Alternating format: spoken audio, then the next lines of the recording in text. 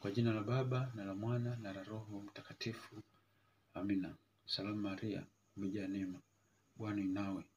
Umebarikiwa kuliko wanawake wote, na Yesu mzao wa tumbo lako umebarikiwa.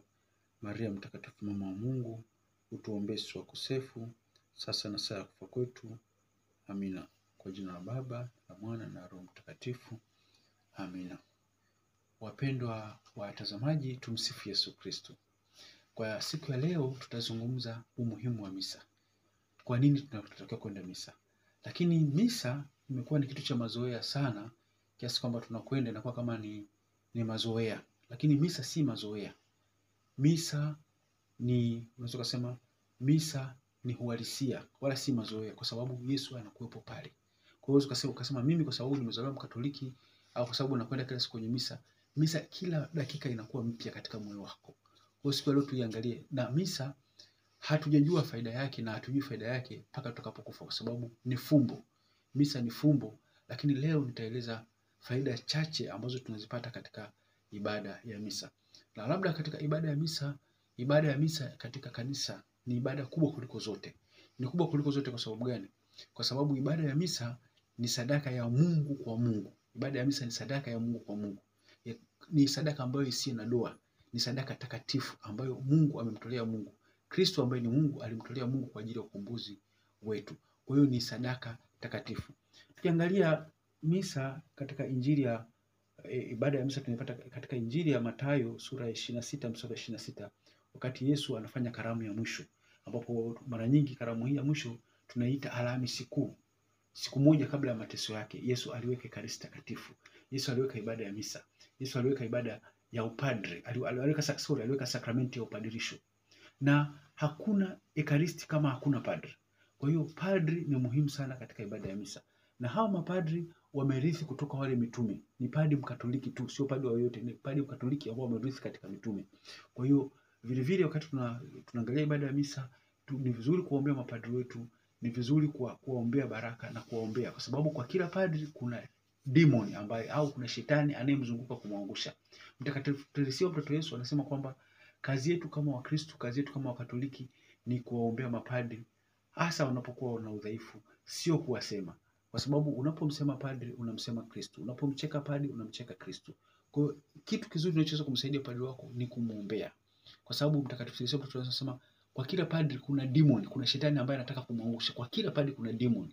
Yaani shetani Lucifer ameassign shetani maalumu kumwangusha padri. Kwa sababu anapomwangusha padri mmoja, anasema nitampiga mchungaji mmoja na kondoo watatawanyika.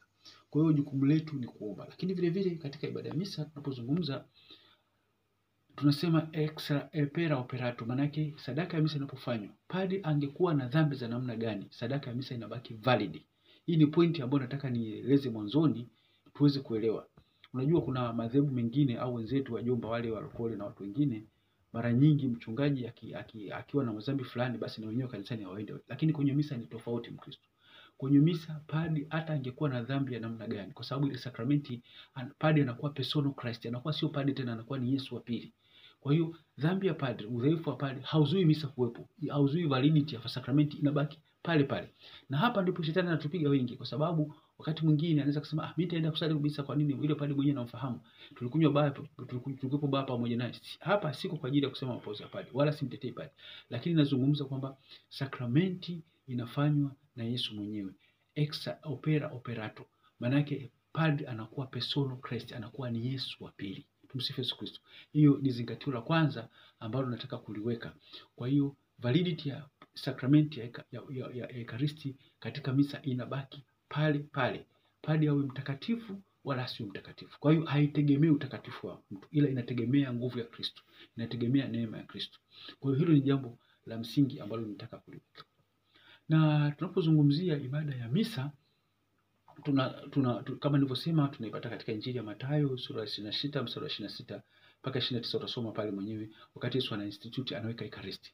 Lakini vile vile katika ibada ya misa tunaangalia pale Ekaristi ambayo ni Yesu mwenyewe, wala si uzoefu wala sio experience wala si nini, ni Yesu mwenyewe anakuwa pale katika maumbo ya mkate na divai. Na katika ibada hii ya misa, katika fumbo la Ekaristi tunalipata katika Injili ya Yohana. Kusoma Injili ya Yohana ile inaitwa Injili ya Ekaristi ile. Injili ya Yohana sura 6 mstari wa 48 mpaka 58. Soma pale. Wakati Yesu anasema kwamba mimi ndiye chakula kilichoshuka kutoka mbinguni. Baba yenu walikula mana jangwani wakafa, lakini mimi kwangu chakula mtakachopata mtapata uzima wa milele. Na amekwenda katika mstari wa 54 anasema kwamba leo mwili wangu na kunywa damu yangu ana uzima wa milele, nami nitamfufua siku ya mwisho. Kwa hiyo unaona kwamba tuna fumbo la misa ambalo lilivyo na umuhimu. Sasa labda kwa ufupi kwenye misa kuna faida nyingi sana. Mtakatifu Padre John Vianney anasema, Maria Vianney anasema kwamba tungejua faida ya misa, yani tungefurahi mpaka tunakufa hapo. Yani furaha ambayo ingetupata tungekufa hapo kwa furaha. Kwa hiyo kwenye misa kuna faida kubwa sana ambayo wakati mwingine sisi kwa macho yetu hatuelewi. Ndio maana Mtakatifu Thomas Aquinas anasema credo intelligina. Credo intelligina maana yake I believe in order to understand. Wakati mwingine mafumbo ya imani inatakiwa uamini ili ndio uelewe. Ukisema uelewe ndio uamini, hutaelewa. Tumsifu Yesu Kristo. Kwa sababu akili yetu ni ndogo, haiwezi kupenetrate katika siri au katika mafumbo ya Utatu Mtakatifu, katika mafumbo hasa fumbo la Ekaristi. Kwa hiyo watakatifu walielewa kwa sababu walikuwa wanaamini. Waliamini kwanza. Unapoamini basi Mungu anakufunulia. Kwa hiyo kama Mtakatifu Augustino anasema kwamba I believe in order to understand. Ninaamini ili nielewe. Kwa hiyo na mimi siku ya leo naomba unapoenda katika misa, katika Ekaristi muamini. Ukimwamini atakufungulia faida zake, atakufunulia. Kwa sababu anasema kwamba nakushukuru Baba kwa sababu mambo yao uliwaficha wenye akili na hekima, kwa kufungulia watoto wachanga. Lakini ndivyo ilivyokupendeza. Kwa hiyo hasa wenye moyo mnyenyekevu. Unapokuwa moyo mnyenyekevu, Mungu anakufunulia siri zake, anakufunulia njia yake. Sasa sitaki kuzungumza zaidi katika misa, lakini leo ninataka kufocus katika ni faida zipi kwa uchache. Ziko nyingi, nitazungumza kwa uchache na kwa ufupi umuhimu wa misa katika maisha ya Mkristo, hasa Mkatoliki. Umuhimu wa misa ni upi? Kwa hiyo nitafocus katika mambo machache. Jambo la kwanza tunasema kwamba Mtakatifu John Vianney anasema kwamba katika kazi zote unazozifanya pamoja na uzuri wake ukizijumlisha kwenye misa ni kama ni punje ya mchanga. Tumsifu Yesu Kristo. Yaani kazi zote ukizijumlisha katika hazilingani na sadaka moja ya misa unayozuia. Sadaka moja ya misa ni kubwa kuliko kazi zote ambazo ungezifanya. Of course mtu anaweza kusema mimi nafundisha watoto, na hudumia yatima, nafanya nini. Mtakatifu John Vianney anasema it is well, lakini unapokwenda kwenye misa inakuwa ina thamani kuliko kazi zote ambazo ungezifanya. Kwa hiyo unaweza kuona umuhimu wa misa katika maisha yetu. Kitu cha pili, umuhimu wa pili wa misa, unaweza kusema Mtakatifu Lawrence Justinian anasema hakuna ulimi unaoweza kueleza kwa ufasaha neema tunazozipata katika misa. Hakuna hata ulimi. Anasema katika misa, Mtakatifu Lawrence anasema katika misa anasema kwamba mkosefu anapatanishwa na Mungu katika misa. Ndio maana ukienda vile hata katika misa kuna sehemu ya kutubu ya maungamo na kuungamia Mungu Mwenyezi. Nanyi ndugu zangu, pale unakuwa unapatanishwa na Mungu kabla hujaanza. Kwa hiyo unaona kwamba mkosefu anakuwa anapatanishwa. Katika mwanzo wa misa pale na tunasali Bwana wakati mwingine tunaimba, wakati mwingine tunasema Bwana utuhurumie. Inakuwa kwa hiyo unapokuwa katika misa inatakiwa unaposema kwa mfano na kuungamia Mungu Mwenyezi, nanyi ndugu zangu, kwa nini mmekosa Mungu kwa mawazo, inatakiwa useme kwa unyenyekevu hali ya juu, kwa sababu pale Mungu anakuwa anatutakasa na dhambi zote, sin zote zinaondolewa. Na vile vile mwenye haki tunazungumzia mtu ambaye ni mwema, mcha Mungu, anapokwenda kwenye misa anakuwa mtakatifu zaidi, anang'aa, anapaa. Tumsifu Yesu Kristo. Kwa hiyo usiseme kwamba mimi niweze kusali misa, lakini unapoenda unazidi kuwa mtakatifu zaidi, unazidi kupaa, unazidi kuwa na hekima, unazidi kuwa mbele ya Mungu, unazidi kuwa na Kristo. Kwa hiyo usisali kwa mazoea. Kwa hiyo the more you pray, the more you become holy. The more you go to the mass, the more you become holy. Yaani kadri unavyosali ibada ya misa ndivyo kadri unavyotakatifuzo na kadri unavyozidi kuwa mtakatifu. Alafu unapoenda katika misa, faida nyingine hiyo ya pili tumezungumza kwamba mizizi yote ya dhambi inang'olewa. Kuna mizizi ya dhambi ambayo tunaanza na kiburi, tamaa na mambo mbalimbali. Mizizi 7 ya dhambi unifahamu, sitaki kuelezea hapa, lakini nakupa tu picha kwamba mizizi yote ya dhambi inang'olewa. Fadhila zote zinaongezekwa na zinakuwa katika utukufu kama anavyotuambia Mtakatifu Lawrence. Tukienda katika faida ya 4, Mtakatifu Gregory the Great, Mtakatifu Gregory Mkuu. Siku nyingine nitaeleza kwa nini kwa na Mungu mkuu, lakini kwa leo shika tu Mtakatifu Gregory Mkuu. Mtakatifu Gregory Mkuu anasema kwamba mbingu ufunguka na jeshi la malaika wanakuja kumwabudu. Kwa hiyo unapoenda kwenye misa pale hauendi peke yako. Unapoenda kwenye misa pale tunasema ushirika wa watakatifu. Unaona? Kwa hiyo kanisa wakati mwingine tunaposema ushirika wa watakatifu, tunapokuwa kwenye misa pale ndio tunakuwa kuna unity. Ina maana kuna watakatifu kwa sababu Mungu, utukufu wa Mungu uko katika viumbe vinavyoonekana na visivyoonekana. Unaposoma kanuni ya mitume anasema anasadiki kwamba Mwenyezi Mungu wa mbingu na dunia, wa vitu vyote vinavyoonekana na visivyoonekana. Kwa hiyo unapoenda kwenye misa uendi peke yako, unakwenda na jeshi la malaika, unakwenda na watakatifu. Kwa hiyo watakatifu wanakuwa pale katika misa. Kwa hiyo unaona kwamba faida 4 ni kwamba sala nyingine unasali wakati mwingine na malaika wako mlinzi. Lakini unapokwenda kwenye misa unasali na jeshi la malaika, unasali na jeshi la watakatifu. Kwa pale unakuwa ndani ya jeshi la watakatifu. Na unapokuwa na jeshi la watu hao watakatifu ni kwamba hata sala zako zinapewa hata uzito. Na maombi yako yanapata uzito. Kwa sababu huko na watakatifu, umezungukwa na watakatifu ambao wanafanya ile ibada inakuwa katika utukufu wa kimungu, tofauti ambavyo ungesali peke yako. Tofauti ambavyo ungekuwa chumbani mwako au ungejisalia mwenyewe. Kwa hiyo faida ya 5 ya misa, tunasema faida ya 5 ya misa kama anavyosema Mtakatifu John Maria Vianney ambaye nimeeleza. Faida ya 5 ya misa anasema kwamba ukijua furaha ambayo tunaipata kwenye misa, kama tungeweza kuifahamu kama nilivyosema eleza, ingetufanya tukazimia na au tunakufa kabisa kwa furaha. Kwa hiyo tunakwenda vile vile katika faida ya 6 ya misa. Leo tutazungumza faida tu za misa tuweze kuelewa kwa nini misa ina faida. Wakati mwingine ukieleza juu inakuwa haieleweki, lakini umuhimu. Kwa mfano Mtakatifu Thomas Aquinas anasema katika misa wanakuja malaika. Wanakuja malaika. Katika misa wanakuja malaika kuabudu pale. Sasa na malaika wanapokuja kuabudu wanakuona wewe. Na Zaburi ya 34 inasemaje? Malaika wa Bwana uwazungukia wamchao na kuwaokoa. Kwa hiyo unapoenda kusali misa tayari unajiexpose kwa malaika. Kwa malaika wanakuona kwamba wewe ni mtumishi wa Bwana. Na malaika, kazi moja wanaofanya malaika ni kuwasaidia wale wanaomcha Bwana, wale wanaomwabudu Mungu, wanaompenda Mungu.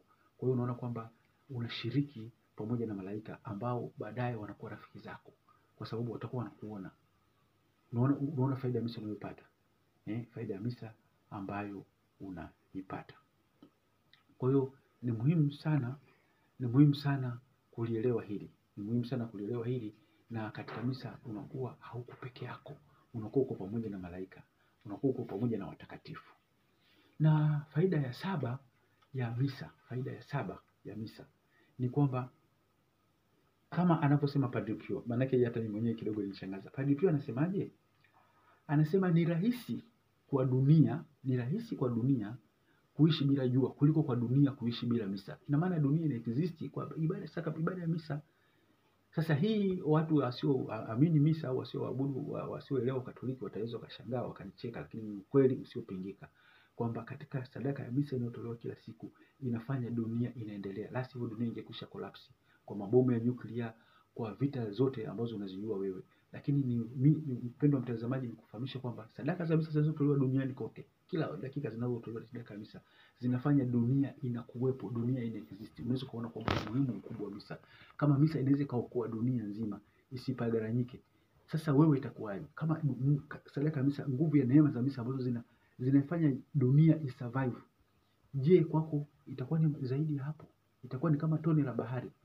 Ina maana kama dunia yote inaweza ikapata baraka, ikaishi katika utulivu, ikaishi katika amani, isiangamie na nyuklia wala isikatizwe na nyuklia, lakini wewe itakuwa zaidi. Ndio maana Padre Pio katika hii faida ya 7 nimezungumza ya 7, Padre Pio anasema kwamba ni rahisi kwa dunia ikaishi bila jua, ikasipate mwanga wa jua, dunia inaweza kusurvive. Lakini kama hakuna sadaka ya misa, dunia haiwezi kusurvive. Sababu ya 8, tukienda katika sababu ya 8 ya misa, sababu ya 8 ya misa tunakutana na Mtakatifu Thomas Aquinas. Na anatuambia Mtakatifu Thomas Aquinas anasema ibada ya misa, thamani ya ibada ya misa ni sawa na ile sadaka ambayo Yesu alitoa Kalvari. Hapo naomba uelewe vizuri. Mtakatifu Thomas Aquinas anasema ile value yake ya misa ambayo value ya misa, yani thamani ya misa, neema za misa ni sawa sawa na 2000 wakati Yesu amekufa msalabani. Wakati mwingine hii inakuwa inachanganya watu. Kwa lugha nyingine misa inapoadhimishwa ni kwa lugha rahisi tunasema inafanywa sadaka Kalvari kuwa present, kuwa available. kwa sababu kama zinafanana, ina maana sadaka ya misa inakuwa available. Usichanganye, kwa sababu kuna mwingine anaweza kusema basi Yesu anasulubiwa mara 2 mara 3. Hapana, Yesu amesulubiwa mara moja tu, amesulubiwa mara moja tu. Ila tunapozungumza kwamba Mtakatifu Thomas Aquinas anapoelezea misa anasema kwamba ile thamani ya misa, thamani yake is equivalent to miaka 2000 ambayo Yesu alikufa. Kwa hiyo unaweza kuangalia kwamba unakwenda katika ibada kubwa, unakwenda katika exposure kubwa ya kimungu miaka 2000 iliyopita. Kwa hiyo inakuwa ina thamani kubwa sana, kwamba thamani ya misa ina thamani sawa na kifo alipokufa. Lakini usije ukachanganya ukasema kwamba Yesu Yesu amesulubiwa mara moja tu, lakini ile thamani ya misa ni sawa sawa na ile thamani alivyosulubiwa pale Kalvari. Bila ya 9 tukienda katika tuko ya 9 katika 10, Mtakatifu Gertrude anasema katika faida ya 10 ambayo tutakueleza, ambayo tunakwenda imejaribu kupitia watakatifu mbalimbali ili tuweze kuona kwamba hiki ni kitu ambacho wali experience hao watakatifu. Na wazungumza si kwa sababu nawapenda, lakini nawazungumza kwa sababu wamekuwa watakatifu kupitia misa, wameonja tunda la misa. Kwa hiyo sizungumzi kama Deus au Martin kasema huyu jamaa anazungumza, hapana, nazungumza kwa experience ya watakatifu. Tumsifu Kristo. Kwa experience ya watakatifu ambao tunawaita watakatifu, tunaheshimu wao. Misa hii tunazungumza ndio iliyofanya wao kwa watakatifu. Mtakatifu Gertrude anasema kwamba kwa kila misa ambayo unayosali, Mtakatifu Gertrude anasema kwa kila misa ambayo unayosali, kila misa unayokwenda inakusaidia siku utakapokufa, Kristo atamtuma mtakatifu akufariji siku ya kufa. Unajua kwenye kifo nilishazungumza, tarudia tena kwa ufupi. Hakuna siku ngumu katika maisha yako kama kifo, kwa sababu siku ya kifo ndio mwisho wa mapigano yako ya Kristo, ndio mwisho wa mapigano yako ya Kristo, na ndio siku ya kufa. Shetani anakuja kwa nguvu kubwa, anakuja na jeshi kubwa ili aishinde roho yako dakika ya mwisho, kwa sababu anajua siku ya kufa hata kujaribu tena. Kwa hiyo hapo kunapata potea, akupate akukose. Kwa hiyo Mtakatifu Gertrude anatuambia kwamba Yesu alipomtokea alimwahidi akasema, watu wanaosali misa nitahakikisha watakapo hawapati neema tu duniani, lakini hata anapokaribia kufa nitamtuma mtakatifu wangu awafariji. Awafariji maana yake nini? Hawasaidie katika vita za shetani, awape amani, aondoshe vitisho.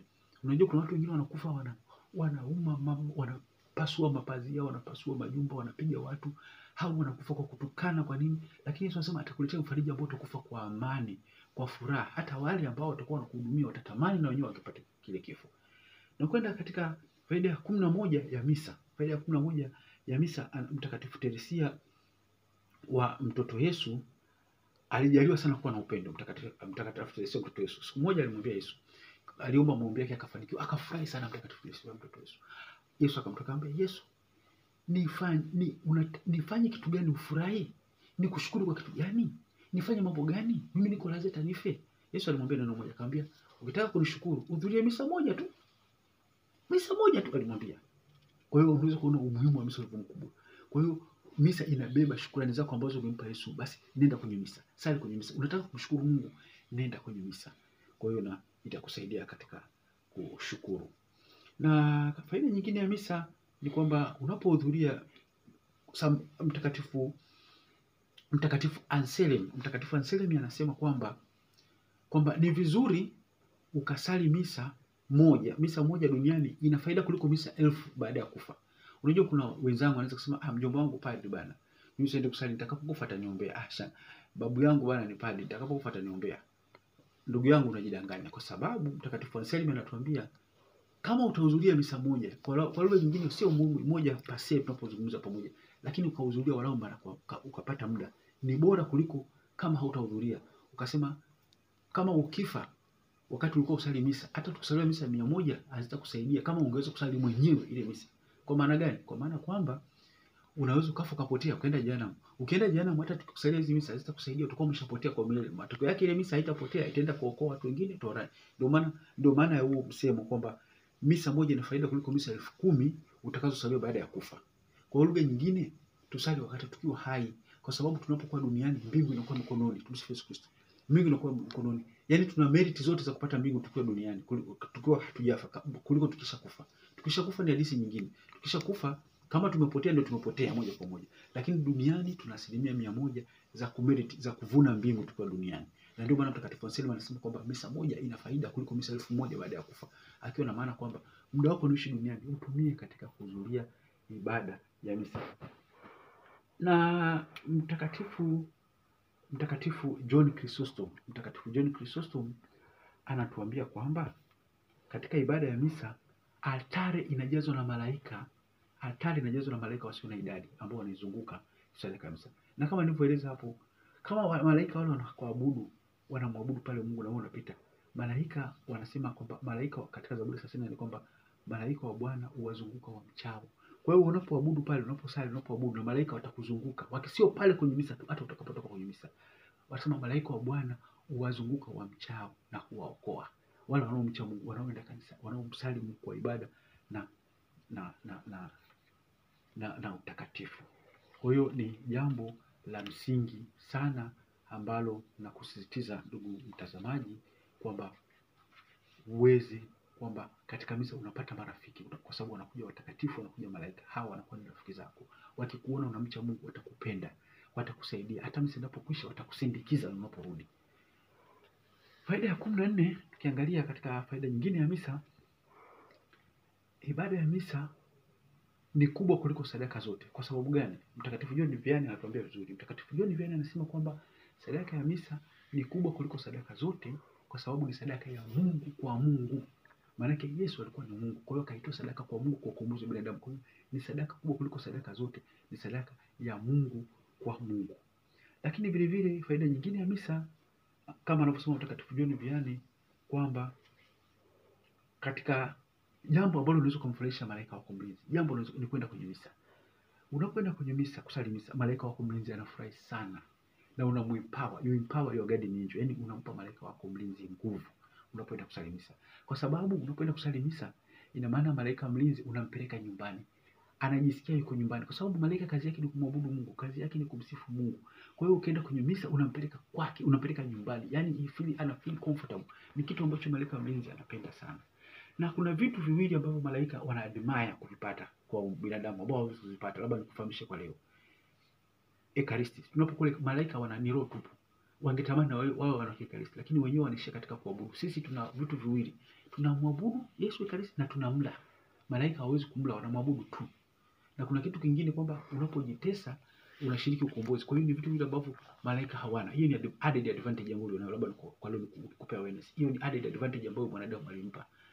Ninakumbuka katika topic ya malaika nilizungumza kuhusu kwamba malaika wametuzidi katika nature, kwamba nature yao ni ya juu, wao na akili kuliko sisi, ni roho tupu. Lakini sisi tunawazidi katika neema, na moja wapo ni tunapokula Ekaristi, kwa sababu Yesu ameshajimulisha. Kwa hiyo sisi ubinadamu wetu ameupandisha juu. Tumsifu Yesu Kristo.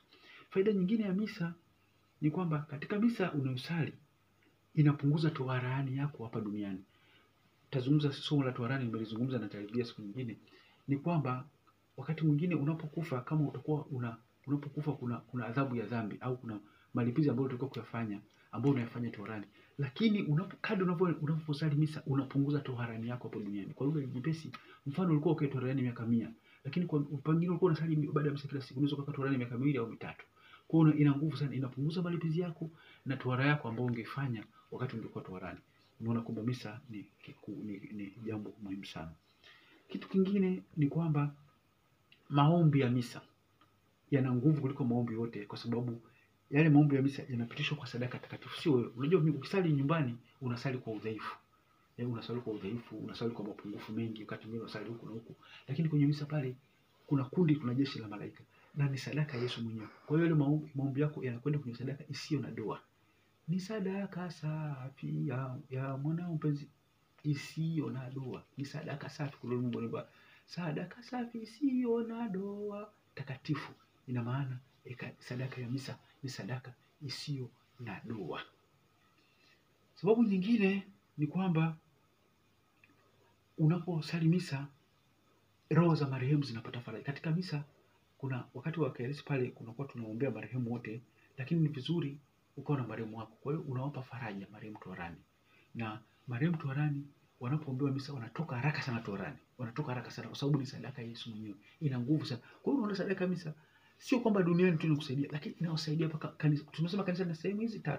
Napenda kuirudia hiyo ishike. Kuna kanisa linalosafiri ambalo ni sisi, kuna kanisa linaloteseka. Kwa hiyo sadaka ya misa inasaidia kanisa linaloteseka ambalo ni marehemu toharani. Wale wanateswa wanafurahia mateso kwa sababu mateso yao yatawafanya wamuone Mungu. Wale yani wanakuwa ni swala la muda tu, watamuona Mungu lini. Kwa hiyo sadaka ya misa inapunguza mateso yao, inawafanya waende mbinguni. Sasa wale kama utawasalia ibada ya misa, wakitoka mbinguni hawatakusahau. Hawatakusahau, watakuombea maisha yao yote. Watakuombea maisha yao yote. Kwa hiyo ni muhimu kusali na kuombea marehemu. Una ndugu zako, mjomba wako, muombe. Lakini niweke angalizo moja. Kuna watu anakwenda kwa padri, bana anampa 2000 nisalie misa kwa ndugu yangu. Ni vizuri. Lakini wakati mwingine sadaka misa ina maana pale unapoenda kumwombea mama yako, mjomba wako, mtoto wako. Hudhuria na wewe. Sio katoe pesa kwa padri afu kaondoka. Hudhuria na wewe. Kwa lugha nyingine ni sawa vile umeenda hotelini, umeagiza chakula, unasema rafiki yangu kuleni kwa ajili yangu mimi nitalala. Karamu ni kwamba unatengeneza karamu, unakula nyama na wenzako au unakunywa champagne na wenzako, na wewe ushiriki. Sio unawaita watu kwenye karamu alafu wanakula wewe hauli. Kwa hiyo ninachozungumza kwa lugha nyingine, unapomwombea mwenzako misa, ndugu yako misa, hakikisha kwamba nawe umeungama, unakwenda kushiriki sadaka zako. Kwa hiyo inakuwa ina nguvu zaidi. Si kwamba usipoenda haitasaidia, itasaidia. Lakini unapokwenda na wewe tayari unajipatia baraka tele. Unajipatia kwa sababu unashiriki katika kuitoa roho ya marehemu toharani unapomwombea katika ibada ya misa. Kwa hiyo na wewe unakuwa co-redemptive, unaposhiriki kazi ya Kristo pale na unapata baraka nyingi zaidi. Na vile vile unapoenda katika misa unakingiwa hatari za zinazoonekana na zisizoonekana. Duniani kuna hatari zinazoonekana na zisizoonekana. Mara nyingi zisizoonekana ni za shetani, tuna spiritual war. Yaani tuna vita ya kiroho ambayo sisi hatuioni kwa macho. Lakini unaposali misa unapata neema za kujikinga na vitu ambavyo vinaonekana. Lakini vile vile unaposali misa shetani anakosa nguvu, na kwamba shetani anakosa nguvu ya kushambulia. Kadri unaposali misa ndivyo kadri unavyomfunga shetani, unavyomchanganya shetani. Na faida nyingine unaposali misa ni kwamba unapata nguvu za kushinda dhambi, kama anavyosema Yesu katika Injili ya Yohana sura ya 15 mstari wa 5 kwamba bila mimi hamwezi lolote. Kwa hiyo unapoenda pale unakuwa na Yesu Ekaristi. Kwa hiyo baada ya kutoka pale unatembea na Yesu Ekaristi. Kwa hiyo wewe utakuwa na nguvu ya kushinda dhambi, utakuwa na nguvu ya kutenda matendo mema. Kwa hiyo hakuna jambo litakalokushinda kwa sababu atakayekuwa anafanya ni Kristo, si wewe. Atakuwa Kristo ndani yako. Tumsifu Yesu Kristo. Na kitu kingine anasema kwamba tunaposali misa ni mbingu na dunia zinaungana. Hakuna sehemu yote ambayo mbingu na dunia zinaungana ila ni kwenye misa. Kwa hiyo kwenye misa pale mbingu na dunia zinaungana kwa sababu malaika wanashuka kumwabudu Kristo na watakatifu wanashuka pale. Kwa hiyo mbingu na misa zinakuwa zinaungana. Hayo anasema Mtakatifu John Chrysostom, mwalimu wa kanisa. Anasema kwamba mbingu na dunia zinaungana. Kwa hiyo wakati mwingine unapoenda kwenye misa ni sawa umeenda unaonja mbingu, unaanza kuionja mbingu. Unapokuwa kwenye misa ni kwamba uko nusu ya mbingu, unaonja mbingu. Inabaki beatification kumuona Mungu, lakini tayari unakuwa ndani ya mbingu kwa sababu kuna ndani ya jeshi la malaika limekuja kwa sababu Yesu yuko mle pale. Padre Pio vivyo anasema kwamba watu wangejua thamani ya misa. Padre Pio anasema watu wangejua thamani ya misa wangekuwa wanakimbia, yani wangekuwa katika trafiki pale. Kwa sababu thamani ya misa ni kubwa mno. Unaona? Ni sababu ya misa ni kubwa mno. Kwa hiyo wakati mwingine watu tunashindwa kuelewa.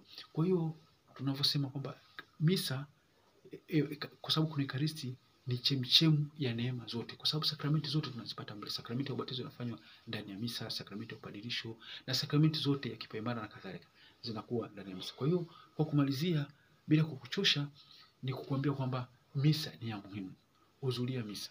Na kabla ya misa ni vizuri ukawa unaungama. Mara nyingi wengi wanaenda misa Jumapili, tafuta kabla atakwenda misa ungame ili uende ukiwa safi. Of course the venue sin, dhambi ndogo ndogo zinaondolewa wakati wa misa. Kwa mfano pale tunapotubu na padre anaposema dhambi zetu zimeondolewa kwa ajili ya kusoma, dhambi ndogo ndogo zinaondolewa. Kwa hiyo kwa siku ya leo nitaka kuonyesha kwamba misa ni muhimu. Kwa hiyo usiende kwa mazoea, kwa sababu pale hatufanye mazoea. Pale tunaenda kwa uhalisia. Na Yesu yupo mzima katika maumbo ya mkate na divai. Tumsifu Yesu Kristo. Niwatakie siku njema. Mungu awabariki. Atukuzwe Baba na Mwana na Roho Mtakatifu, kama mwanzo na sasa na siku zote na milele. Amina. Kwa jina la Baba na la Mwana na la Roho Mtakatifu. Amina. Niwatakie